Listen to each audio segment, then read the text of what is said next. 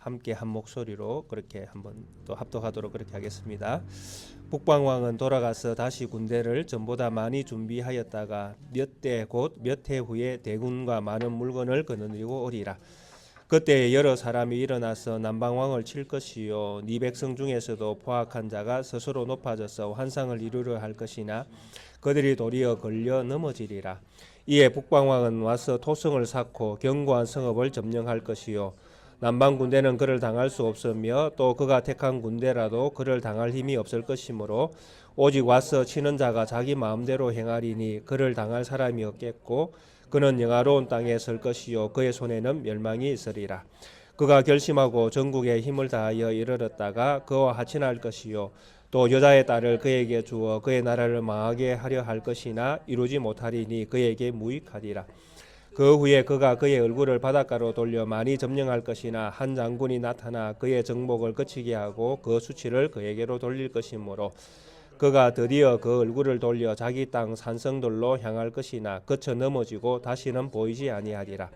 그 왕위를 이을 자가 압제자를 그 나라의 아름다운 곳으로 두루 다니게 할 것이나 그는 분노함이나 싸움이 없이 몇 날이 못되어 망할 것이요 또 그의 왕위를 이을 자는 한 비천한 사람이라 나라의 영광을 그에게 주지 아니할 것이나 그가 평안한 때를 타서 속임수로 그 나라를 얻을 것이며 넘치는 물 같은 군대가 그에게 넘침으로 말미암아 패할 것이요 동맹한 왕도 그렇게 될 것이며 그와 약조한 후에 그는 거짓을 행하여 올라올 것이요 소수의 백성을 가지고 세력을 얻을 것이며 그가 평안한 때에 그 지방의 가장 기름진 곳에 들어와서 그의 조상들과 조상들의 조상이 행하지 못하던 것을 행할 것이요 그를 노력하고 탈취한 재물을 무리에게 흩어주며 계략을 세워 얼마 동안 산성들을 칠 것인데 때가 이르기까지 그리하리라.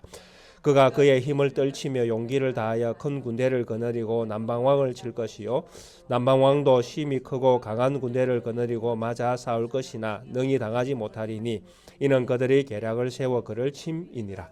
그의 음식을 먹는 자들이 그를 멸하리니 그의 군대가 흩어질 것이요 많은 사람이 엎드러져 죽으리라. 이 두 왕이 마음에 서로 해하고자 하여 한 밥상에 앉았을 때에 거짓말을 할 것이라. 일이 형통하지 못하리니 이는 아직 때가 이르지 아니하였으므로 그 일이 이루어지지 아니할 것임이니라. 아멘.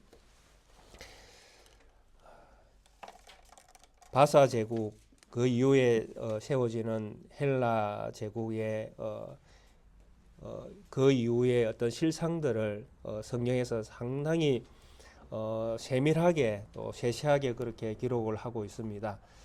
그래서 다니엘서 이 11장은 뭐 역사책이라고 해도 뭐 틀리지 않을 그런 기록들이 기록되어져 있습니다.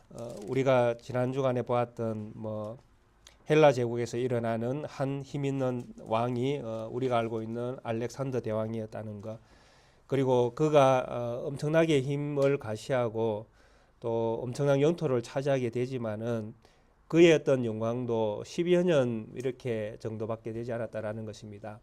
그리고 그 영광이 자기의 어떤 그 혈족에게 돌아가지 아니하고 4명의 부하가 그 나라를 차지하는 이런 역사의 흐름이 성경에 기록되어 있습니다. 그리고 이 네 나라 중에 남방과 또 북방이 각각 힘을 얻게 되어져서 북방에서는 셀루쿠스 왕조가 또 남방에서는 톨레미 왕조가 이렇게 세워져서 이 11장 다니엘서 11장에서는 이 남방과 북방이 이제 서로 견제하면서 세력을 키워가는 이런 모습을 기록을 하고 있습니다. 그래서 남방에서 또 왕이 세워지고 이 왕이 또 죽고 나면 또 새로운 왕이 세워지고 북방도 마찬가지고, 그래서 세워지는 이런 전쟁과 전쟁 속에서 또 왕이 바뀌어지고 또 나라는 또 그대로 유지되면서 왕은 계속 이렇게 바뀌어져 가는 이런 어떤 모습들 속에서 끊임없이 남방과 북방 나라가 그리고 이제 셀루쿠스 왕조와 톨레미 왕조가 계속 이제 전쟁을 벌이면서 그 안에서 일어나는 사건들을 성경이 기록을 하고 있습니다. 그래서 오늘 이제 저희들이 볼 대목은 13절부터 이제 조금 보겠는데요. 이 13절에 있는 이 북방 왕은 안티오쿠스 3세입니다. 이 안티오쿠스 3세가 이제 세력을 조금 키우기 위해서 페르시아나 아시아 지역으로 진출한 내용을 13제에서 이렇게 기록을 하고 있는 것입니다. 북방왕은 돌아가서 다시 군대를 전보다 많이 준비하였다가 몇 대 곧 몇 해 후에 대군과 많은 물건을 거느리고 오리라. 이제 힘을 비축하는 것이죠.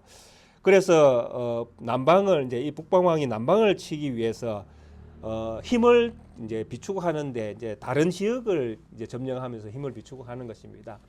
그래서 페르시아와 그 아시아 지역으로 이제 진출을 하는데 북쪽으로는 카스피해 항구까지 해까지 이러고 동쪽으로는 인더스강까지 이렇게 이제 진출을 하는 이런 역사적 사건이 배경이 되어져 있는 말씀입니다. 이렇게 이제 그 13절에서 안티오코스 3세는 힘을 비축을 한 다음에 이제 그때에 이런 힘을 비축하고 있는 그때에 14절에 보면 여러 사람이 일어나서 남방왕을 칠 것이요. 이게 북쪽에서는 힘을 이제 비축하고 있는데 남쪽에서는 어떤 일이 일어나고 있는가 하면 반란이 일어나는 이런 현상이 생깁니다. 이 반란이 일어날 수밖에 없는 이유가 이때에 남방왕이 톨레미 4세인데 이 톨레미 4세가 이제 죽게 되어집니다. 그리고 톨레미 4세의 뒤를 이어서 톨레미 5세가 이제 그 왕이 되어지는데 이 왕이 되어질 때 나이가 겨우 4살입니다. 그러니까 너무나 어린 때에 이제 왕이 세워지니까 왕이 힘이 없잖아요. 그러니까 이제 지역마다 이 애굽의 이 남방의 지배를 받던 나라들 지역들이 있지 않습니까? 이 지역에 있던 이제 군주들이 반란을 일으키는 것입니다. 그 내용이 여러 사람이 일어나서라고 지금 표현이 되어 있는 것입니다. 그 여러 사람이 이제 그 톨레미 5세의 그 어린 나이에 왕이 된 이때를 틈을 타서 톨레미 왕조에 속한 이제 지역들이 이제 반란을 일으키는 것이죠. 그리고 이런 반란이 일으키고 있는 이때에 또 북쪽의 안티오쿠스 3세는 이제 힘을 비추겠지 않습니까? 그래서 이 안티오쿠스 3세는 이제 다시 남방으로 진출해서 이제 또 전쟁을 벌이는 것이죠. 그것이 14절에 기록되어 있는 말씀입니다. 남방왕을 칠 것이요 네 백성 중에서도 포악한 자가 스스로 일어나서 환상을 이루려 할 것이고 이 때에 팔레스타인도 그 이스라엘도 애굽의 지배를 받고 있는 때니까 이런 애굽의 지배를 받고 있는 이 팔레스타인 지역에서 유대인들도 한몫을 한 것이죠. 우리도 반란을 일으키자, 독립하자. 그렇게 해서 이제 자기들의 꿈을 환상을 독립을 하겠다는 환상을 꾸면서 일어나지만 이스라엘의 독립은 성취가 되지 못합니다. 그래서 그들이 도리어 걸려 넘어지리라 이렇게 성경이 기록을 하고 있습니다. 또 15절에는 이에 북방왕은 와서 토성을 샀고 이제 힘을 비축했던 안티오코스 3세가 남방으로 진출해서 토성을 샀고 마게도니아 그 빌립 왕과 협력해서 이 남방을 점령을 합니다. 그래서 15절에 이에 북방왕은 와서 토성을 샀고 견고한 성읍을 점령할 것이요 남방 군대는 그를 당할 수 없으므로 그가 택한 군대라도 그를 당할 힘이 없을 것이다. 그리고 16절에 오직 와서 치는 자가 자기 마음대로 행하리니 그를 당할 사람이 없겠고 그는 영화로운 땅에 설 것이요 그의 손에는 멸망이 있으리라. 결국 북방왕이 이제 남방을 점령하고 이 안티오코스 에피판에서 3세가 이제 그 애굽이 점령하고 있던 이 그 이스라엘 팔레스타인 지역을 대신 이제 점령하는 이런 이제 일들이 기록이 되어 있습니다. 이게 역사적으로 다 이게 성취된 내용들입니다. 그러니까 이 성경이 남방왕, 북방왕 뭐 이렇게 표현을 해놨지만은 역사의 흐름을 쭉 따라가면 계속적으로 왕 안티오코스 3세 다음에는 이제 곧 누가 나오겠습니까? 우리가 읽었던 21절부터는 안티오코스 4세가 이제 진짜 등장을 하게 되어지는. 그래서 북방 왕은 바뀌어 톨레미 1세, 2세, 3세, 4세, 5세까지 지금 나왔지 않습니까? 안티오코스 1세, 2세, 3세 이제 곧 4세가 등장할 것이고 그렇게 해서 끊임없이 이 역사의 어떤 흐름은 남방과 북방 중심으로 이 다니엘서 7장은 기록이 되어져 있습니다. 그런데 우리가 보고 있는 이 제국의 역사를 이제 보면 결국 다니엘이 꿈꿨던 그 어떤 환상이 그대로 성취가 되어져 가는 것이죠. 제국이 세워지고 또 세워지고 네 번째 제국, 네 제국이 세워지지 않습니까? 그래서 장차 이제 로마가 들어설 미래가 남아 있고 지금은 헬라의 제국이 이제 들어서 있는 상황이지 않습니까? 근데 이런 상황, 이 제국에 이 세워지는 이 나라의 실상을 우리가 이런 어떤 성경을 통해서 보아야 되는데, 이렇게 끊임없이 전쟁을 벌이는 이 나라들의 실상은 그들의 어떤 존재하는 그 나라의 실제 모습은 무엇인가 하는 것이죠. 다니엘이 보고 깨닫고 우리에게 들려줬던 제국, 세워진 나라들, 그 나라들의 왕들도 존재하지만은 나라잖아요. 한 나라의 그 어떤 그 힘, 권력, 그들이 행하는 그 지금 그 정복 전쟁이지 않습니까? 이 전쟁을 벌이는 이들의 실제 모습은 무엇이었습니까? 다니엘이 전해준 말씀들을 보면 이 나라들의 실제는 신상이었잖아요. 금신상, 그죠? 돌, 은, 그게 신들이죠. 신들. 근데 이 신들은 우리가 생각하는 하나님은 아니지 않습니까?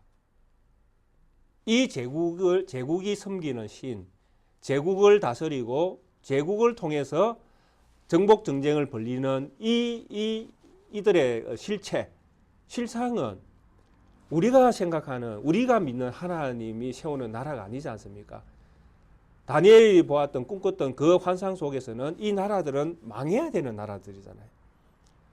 그러니까 떠인 돌에 의해서 한 번만에 박살나야 될 나라들인데, 그것이 어디에 존재하는가 하면 세상 가운데 존재해왔다라는 것이죠. 그리고 이 나라들과 이 나라들에 대하여 하나님의 나라는 끊임없이 이 나라들과 뭘 벌였습니까? 전쟁을 벌였잖아요.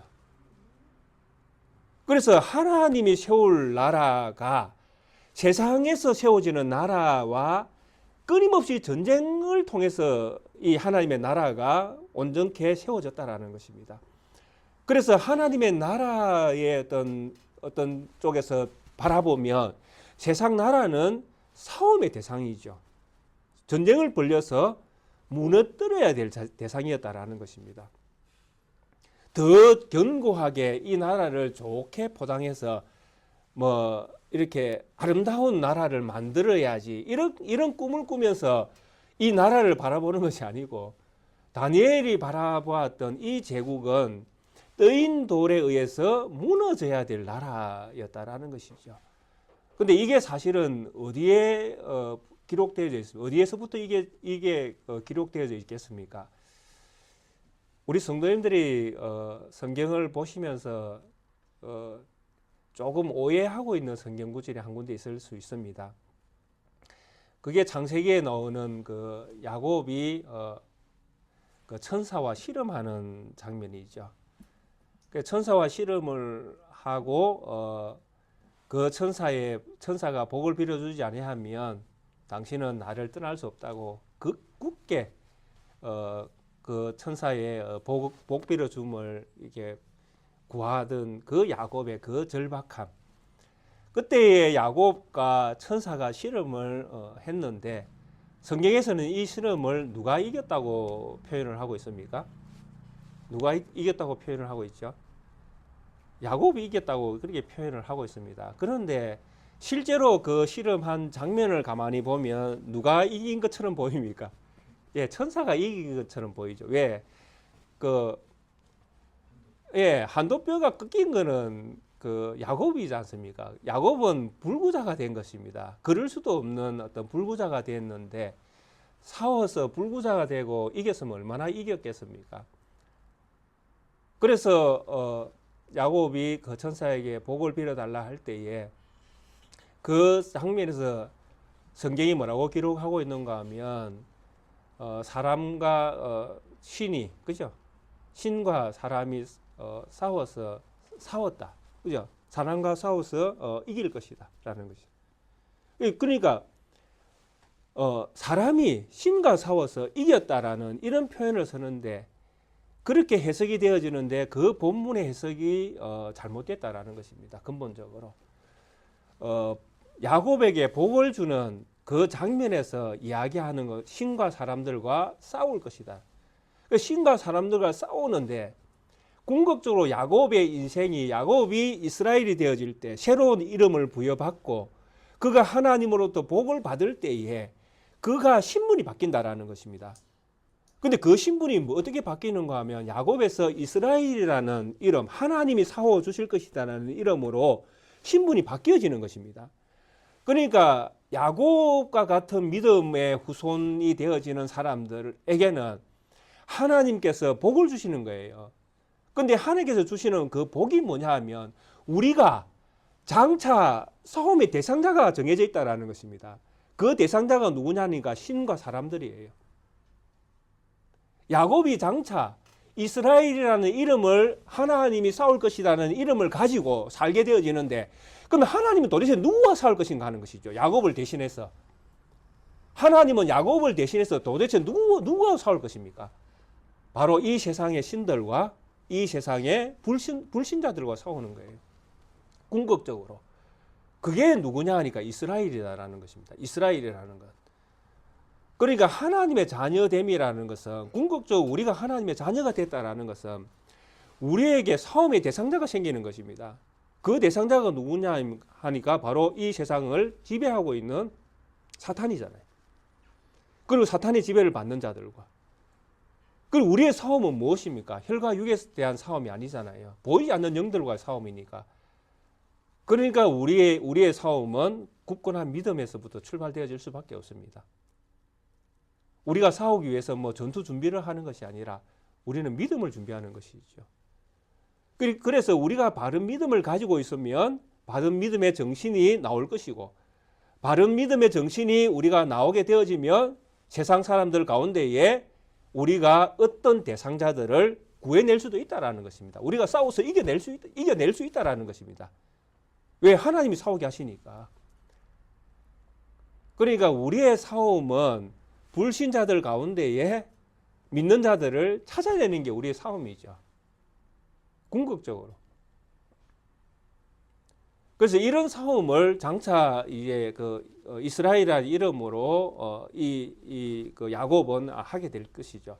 그런데 이 야곱에게 주셨던 이 약속은 누구에게 주신 것입니까? 후대에 믿는 모든 자들에게 주신 약속이죠.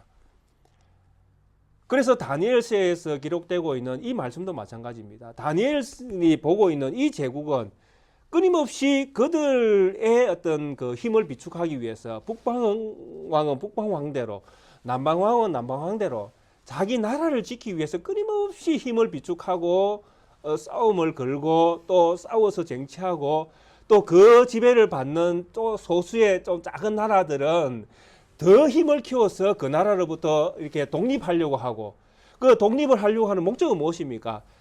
자체적으로 힘을 가지기 위함 아닙니까? 독립이라는 것은 우리 스스로 우리 나라를 지킬 만한 능력이 있다라는 것이잖아요. 그게 힘이잖아요. 그러니까 열방 가운데에 있는 나라들은 다 이런 꿈을 꾸는 것입니다. 우리나라는 뭐 별개입니까? 우리나라도 똑같잖아요. 보시면 우리나라 왜 자꾸 핵 이야기가 자꾸 나옵니까?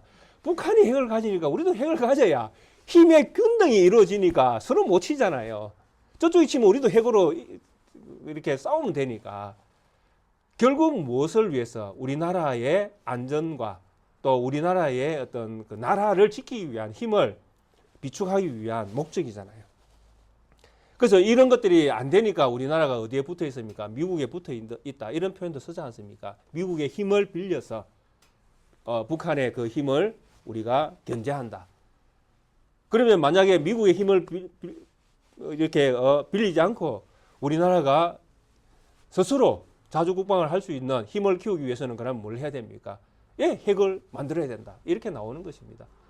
결국 목적이 무엇입니까? 우리나라 스스로 힘을 갖기 위함이잖아요. 그러니까 이 세상에 있는 모든 나라들은 여기에서 벗어날 수가 없다라는 것이죠. 여기에서 벗어날 수가 없습니다. 왜? 세상 것들을 가지고 말해야 되니까. 세상에 있는 것들을 가지고 힘의 논리를 이야기하고 또 권리를 또 주장하고 뭐 이런 것들을 해야 되니까 세상 것들을 가지고 이야기할 수밖에 없다라는 것입니다.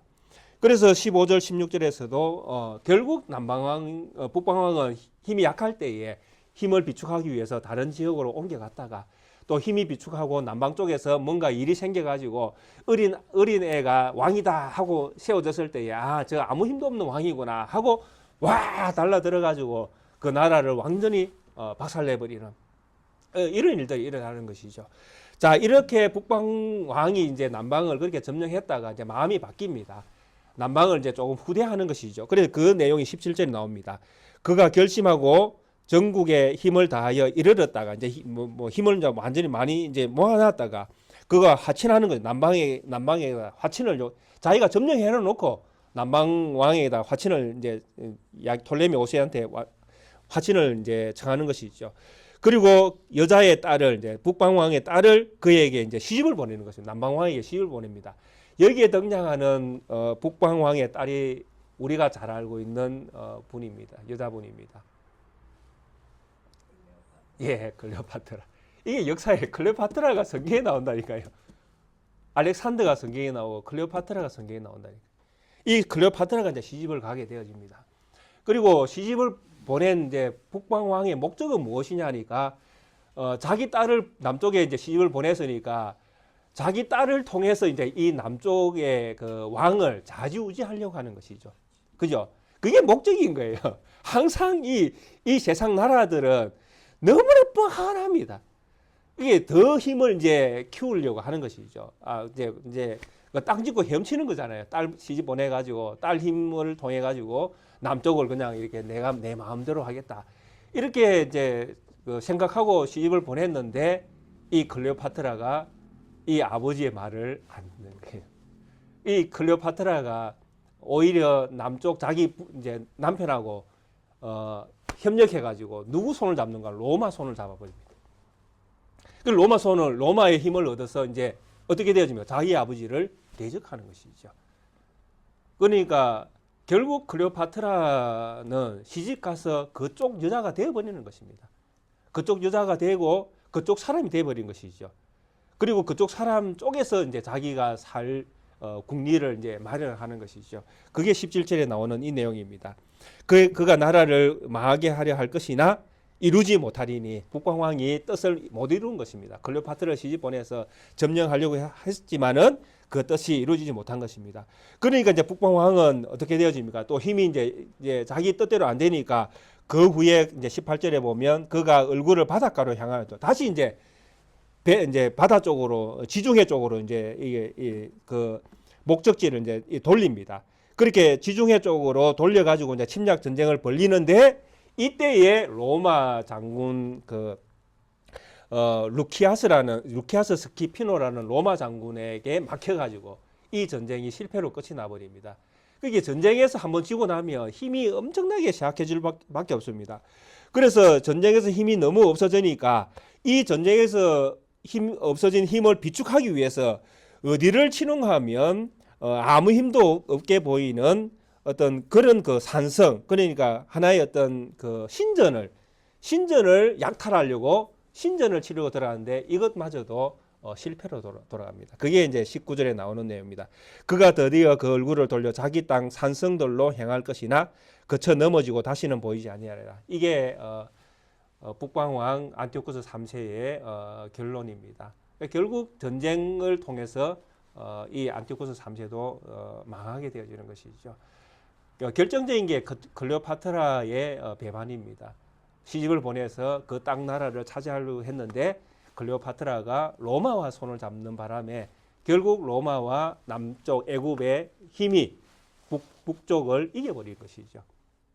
그래서 힘이 쇠약해져서 다시 힘을 비축하기 위해서 지중해 쪽으로 진출하고 거기에서 실패를 하자 다시 이제 힘없는 이교도들이 이제 모이는 그 신전 있지 않습니까? 그 신전을 이제 약탈해 가지고 이제 좀 군사 물적을 조금 이제 축적하려 했는데 그것마저도 이제 실패를 한 것이 19절의 내용입니다. 결국 이렇게 안티오쿠스 3세의 그 인생의 어떤 왕적인 어떤 그 업적은 이렇게 해서 막을 내리게 되어집니다. 그리고 나서 이제 20절에 보시면 이쪽에서 이제 그 셀루쿠스 4세 필로파토르라는 이제 왕이 이제 안티오쿠스 3세에 이어 가지고 이제 왕이 되어집니다. 근데 이 왕은 왕이 되지만은 전쟁을 통해서 너무나 많은 것들을 잃어버렸지 않습니까? 그래서 너무나 많은 것들을 잃은 가운데 또 뭘 또 해야 되는가 하면 전쟁 배상금을 또 남쪽에 이렇게 물어야 되는 이런 상황이 생깁니다. 그러니까 조공을 바쳐야 되는 것이죠. 조공을 바치려면 뭐 해야 됩니까? 거두어야 되지 않습니까? 그래서 이 그 셀루쿠스 4세 필로파토르가 헬리오도루스라는 그 재무장관을 하나 임명해 가지고 그 사람을 온 지방에 이제 팔레스틴이나 이런 자기들이 점령하고 있는 그 지방으로 보내서 재물을 거두오게 만드는, 약탈하게 만드는 거죠. 그게 이제 20절의 내용입니다. 그 왕위를 이을 자가 압제자를 그 나라의 아름다운 곳으로 두루 다니게 할 것이고, 이제 돈을 거두러 다니는 것이죠. 두루 다니면서 돈을 거두게 하고, 그렇게 압제자가 돈을 거두러 다니는 이게 이제 포악하잖아요. 그 뺏기는 입장에서는 또 순순히 내주지 않잖아요. 그래서 그 헬로도루스가 이 일을 하다가 반대도 심하고 또 너무 이제 이렇게 하다 보니까 자기도 사실은 뭐 자기 입장에서 뭐 좋은 소리 들을 수는 없잖아요. 그래서 이 사람이 반역을 합니다. 도로 이제 셀루쿠스 4세를 암살하는 그 내용입니다. 그래서 그 내용이 그 뒤에 있는 내용입니다. 그는 분노함이나 싸움이 없이 몇 날이 못되어 망할 것이요. 이게 헬리오도루스의 반역을 이야기하는 내용입니다. 그러니까 그 명령했던 이 사람이 명령 수행자에 의해서 암살당했다. 이 내용이 20절이 말하고 있는 그 내용입니다. 그 왕위를 이을 자가 압제자를 그 나라의 아름다운 곳으로 두루 다니게 할 것이요.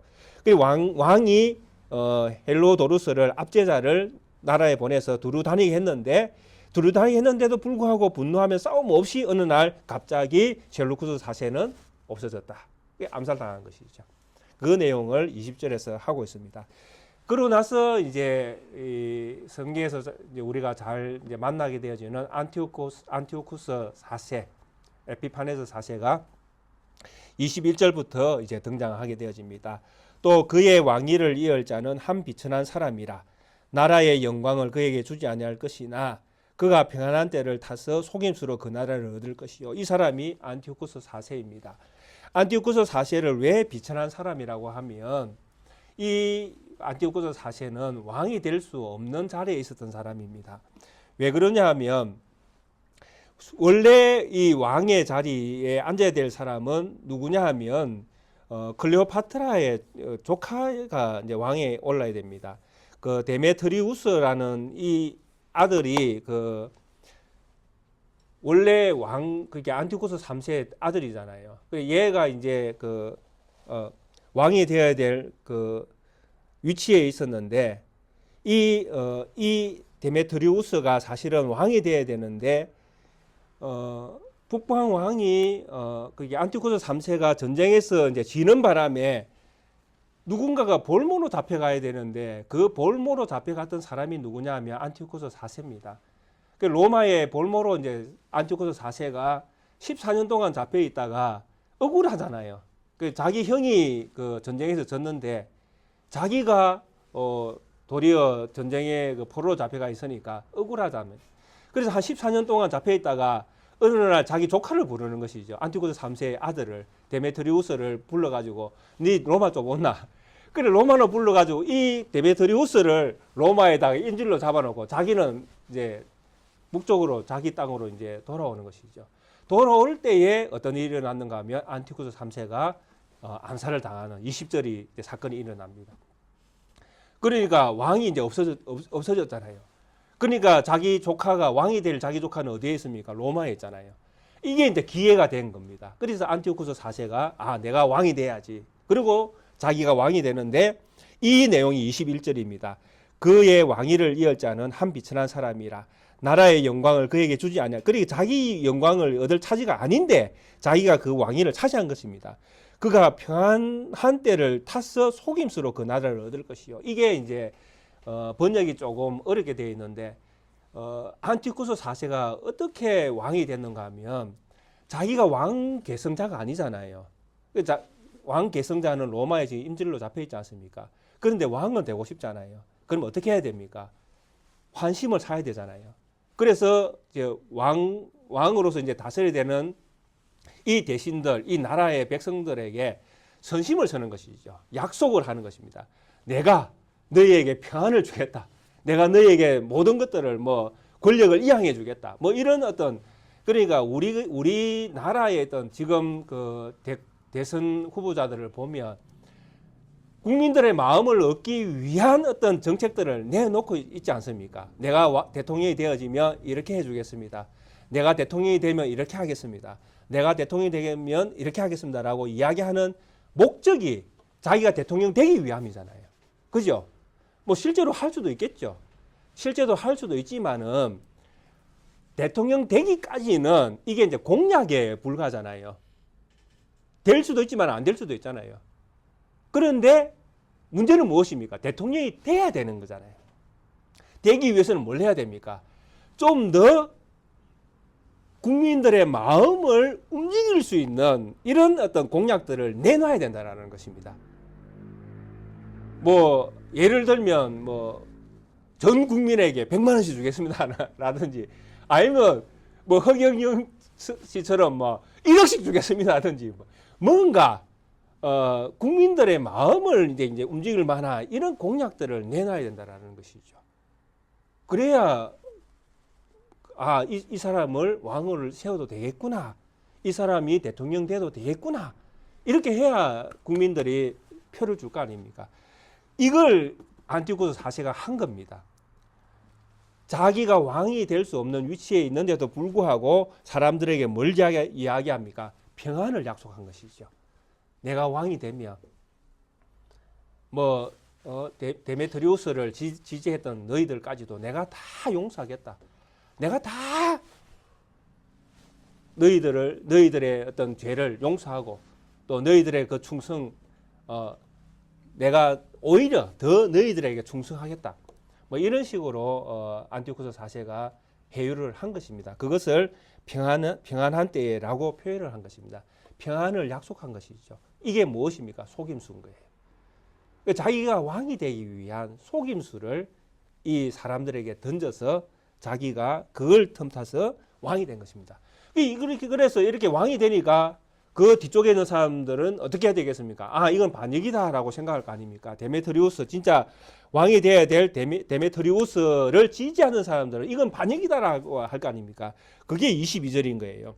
넘치는 물 같은 군대가 이 데메트리우스 이제 진짜 왕이 돼야 될 이 조카를 추종하는 사람들이 이 그 안티쿠스 4세를 대적하기 위해서 밀려오는데 밀려오는 그 군대를 보니까 홍수처럼 밀려오는 거예요. 엄청나게 밀려왔다는 이야기죠. 그 군대가. 그래 홍수처럼 넘치는 물과 같은 군대가 홍수처럼 넘쳐가지고 홍수처럼 밀고 들어왔는데도 불구하고 어떻게 됐습니까? 져버린 거예요. 안티쿠스 4세한테. 이게 홍수처럼 밀려와가지고 이겼으면 다행인데 홍수처럼 밀려와가지고 안티쿠스 4세와 전쟁을 벌였는데 져버린 것입니다.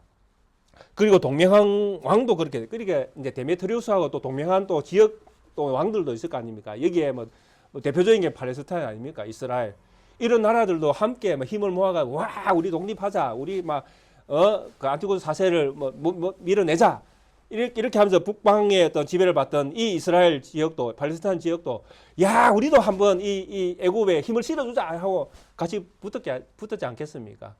근데 결국은 뭐 하게 되어집니까? 져버린 것이죠. 그리고 23절도 마찬가지입니다. 그와 약조한 후에 그는 거짓을 행하여 올라올 것이고 소수의 백성을 가지고 세력을 얻을 것이라. 이게 이제 21절과 연결되어 있는 내용입니다. 안티쿠스 4세가 왕이 되어지고 이렇게 한 이 모든 과정들이 다 속임수였다라는 것입니다. 속이고 왕이 되어지고 또 이런 어떤 것들을 통해서 자기가 왕이 되어지는 것을 쟁취하는데 모든 거짓말을 다 동원했다라는 이야기입니다. 그러니까 이 세상의 어떤 나라의 어떤 그 존재하는 이 세상의 나라들이 왜 우리가 싸워야 될 대상들일 수밖에 없는가 하는 것이 너무나 이 세계의 실상이 다 거짓말하는 자들의 모임이거든요. 우리에게 뭔가 꿈을 줄 것 같지만은 그 꿈이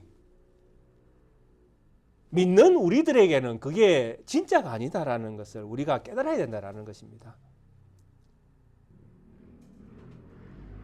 우리 그리스도인들이 믿음으로 세상에서 살아가고 있는데 우리 그리스도인들이 가장 많이 넘어지는 그 범주가 제가 볼 때에는 권력과 물질이에요. 예수님께서 시험 당하신 그 내용, 종교. 우리 그리스도인들, 기독교인들이 끊임없이 믿음으로 하나님 제일주의를 외치지 않습니까? 우리를 도와주실 분은 하나님이시다. 그리고 우리의 능력은 위로부터 오는 능력이다. 그리고 하나님이 우리를 도와주시지 아니하시면 우리는 이 세상에서 존재할 이유가 없는 사람들이다. 이 믿음으로 살아가는 사람들이 그리스도인 아닙니까? 그런데 세상에 뭔가 일이 생기면 뭐 차별금지법이라든지 동성애 인정하는 이런 것들 생기면 끊임없이 한국 교회가 누구의 손을 붙드는가 하면 세상 권력의 손을 붙든다는 것을 우리의 세상 가운데서 우리가 보아야 되는 것이죠. 교회가 하나님의 손을 붙드는 것이 아니라 교회가 끊임없이 권력의 손을 붙잡는 형태로 나타나고 있다니까요. 그래서 동성애를 우리가 반대하는 정당에 우리는 모든 힘을 다 쏟아주지 않습니까? 무엇을 지키기 위해서? 동성애 반대를 지키기 위해서. 하나님을 통한 우리의 믿음을 지키는 것이 아니라 세상 나라의 힘을 통하여 우리는 우리의 것들을 지키려고 그렇게 발버둥 친다니까요. 실제로. 그러니까 그리스도인으로서 믿음으로 산다라고 하지만은 우리의 믿음에는 아주 많은 부분에서 착각하고 믿음 아닌 것을 믿음으로 생각하는 부분들이 많이 있다라는 것입니다. 에스더 앞으로 읽어보겠지만은 에스더가 왕 앞에 나갈 수 없는 상황에서 왕 앞에 나아갈 때 성경에서 뭐라고 이야기합니까? 죽으면 죽으리라는 마음으로 나갔다고 그렇게 고백하고 있지 않습니까? 에스더에서. 죽으면 죽으리라는 마음으로. 우리가 이 믿음으로 이 세상에 서 있으면 동성애가 산성되어지고 그것이 합법화되어진다 할지라도 우리가 믿는 우리의 믿음이 흔들릴 이유가 있습니까? 그 세상 법이 우리가 가진 믿음을 이길 수 있냔 말입니다. 그렇게 생각하십니까? 그렇게 생각하기 때문에 우리가 힘을 얻어서라도 지키려고 하는 거 아니겠습니까? 그래서 일제 참배 때에도 일부의 사람이 찬성함으로 말미암아 한국 교회 전체가 신사 참배에 참여한 결과를 얻었지 않습니까? 누구 책임입니까, 도대체?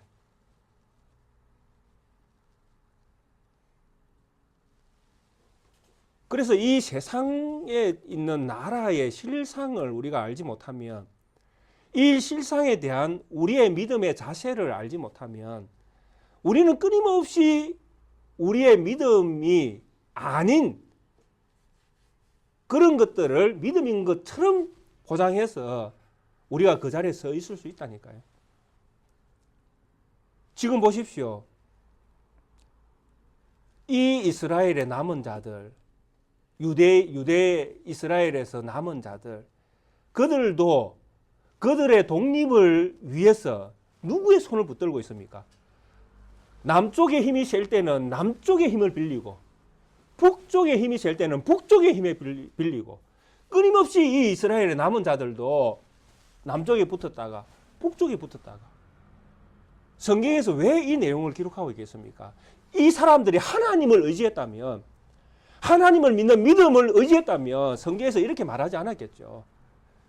이 사람들이 하나님을 의지하는 것이 아니라 남방을 의지하고 돌레미 왕국을 의지하고 또 안티오쿠스가 세운 셀루쿠스 그 왕조를 의지하고 그래서 이쪽 힘을 의지하고 이쪽 힘을 의지하고 그렇게 하면서 우리나라의 독립을 우리가 쟁취하겠다. 근데 성경은 뭐라고 이야기합니까? 우리가 읽은 이 성경에서는 때가 아직 아님에 이렇게 성경은 안티오쿠스 4세 때의 이야기를 말씀하고 있습니다. 27절에도 마지막에 보면 그렇게 말씀하고 있지 않습니까? 아직 때가 이르지 아니하였으므로 그 일이 이루지 아니하리라. 철저하게 하나님의 때가 있다라는 것이죠. 역사의 흐름 속에서도. 근데 이 역사의 흐름 속에서 이 하나님의 때를 이 다니엘을 통해서 이미 보여주셨지 않습니까? 헬라 제국, 로마 제국, 그때의 뜨인돌이 세상을 다스리게 되어질 것이다.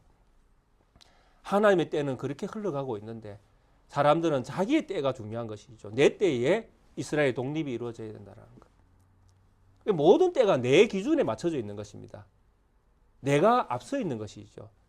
내 생각에 하나님이 맞춰 주셔야 되는 것이죠. 때는 하나님이 정하시는 것입니다. 믿으십니까? 예, 때는 하나님으로부터 오는 거죠. 내가 하나님 때를 바꿀 수는 없습니다. 근데 우리는 내 기도로 하나님의 때를 내 기도에 맞춰서 내가 그것을 쟁취하겠다고 그렇게 우리가 생각하지 않습니까?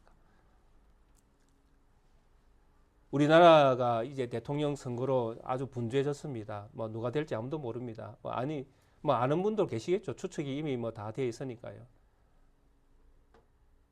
그러나 이 나라에 소망을 품지 마십시오. 어떤 대통령이 된다 하더라도 그 사람에게 소망을 품지 마십시오. 그 사람에게 소망이 있는 게 아닙니다. 소망은 어디에 있습니까? 우리 하나님에게 있죠. 예. 만약에 어떤 분이 대통령이 되어서 이 나라가 정말 잘 되고 부자가 되어지고 국력이 세진다 그러면 그 다음에 우리나라를 한번 상상해 보십시오. 과연 그때에 이 나라에 믿는 자가 있겠습니까? 상상 한번 해보십시오. 편안할 때에 믿는 자가 생기는 것이 아닙니다. 정말 믿는 자는 언제 생깁니까? 고난 때에 믿는 자가 생기는 것입니다. 그런데 우리는 다 뭘 꿈꾸고 있습니까? 우리나라의 부국 영광을 꿈꾸고 있지 않습니까? 그 꿈이 이루어진다고 상상을 한번 해보십시오. 저는 오히려 반대입니다. 그때 아마 우리나라는 불신자로 넘쳐날 것입니다. 이 나라는 감당이 안 될 것입니다. 이 나라가 정말 믿음의 나라가 되어지고 이 나라가 정말 하나님의 기쁨이 되어지는 나라가 되기 위해서는 조금 더 힘들어져야 됩니다. 저는. 그래야 우리가 하나님 찾지 않겠습니까? 그래야 우리가 하나님께 부르짖지 않겠습니까? 고난 가운데 찾아오시는 우리 하나님, 그 하나님이 그때 우리에게 은혜를 주시지 않겠습니까? 우리 성도님들 참 하나님 위로가 많이 필요하지 않습니까? 건강하신 분도 있고 건강치 못하신 분도 있고. 근데 언제 기도가 되어지십니까? 예, 내 몸이 연약할 때 오히려 더 기도가 되어지죠. 더 간절해지고. 그때 내가 믿음이 없는 것이 더 확인되어지면서 더 하나님의 은혜를 구하게 되어지고. 그게 바로 우리 하나님께서 주시는, 우리 각인들에게 주시는 하나님의 넘치는 은혜 아니겠습니까? 이런 은혜를 세상 속에서도 우리 성도님들이 볼 수 있기를 원합니다. 그래서 이 세상이 너무 편한 쪽으로 가는 것을 너무 즐거워하지 마시고 정말 이 세상이 때로는 힘든 상황에 부딪힐 때에도 그때에 하나님이 우리에게 주시는 은혜가 있음을 또 기억하시면 그것이 성경이 우리에게 남기는 귀중한 지혜의 말씀인 것을 기억하시고 우리나라의 이 정세 가운데서도 너무 희망적인 것만 바라보지 마시고 조금 암울할 때라도 하나님께서 우리에게 더 큰 은혜를 주시기 위한 기회인 것을 또 기억하시면 좋겠습니다. 사랑하는 우리 모든 성도님들, 세상 제국은 잠깐입니다. 그러나 하나님의 나라는 영원합니다. 우리에게 주신 영원한 하나님 나라 바라보시면서 믿음을 지켜 오늘도 승리하시는 우리 성도님들 되시기를 주의 이름으로 축원드리겠습니다. 함께 찬송가 540장 함께 찬양 드리시겠습니다.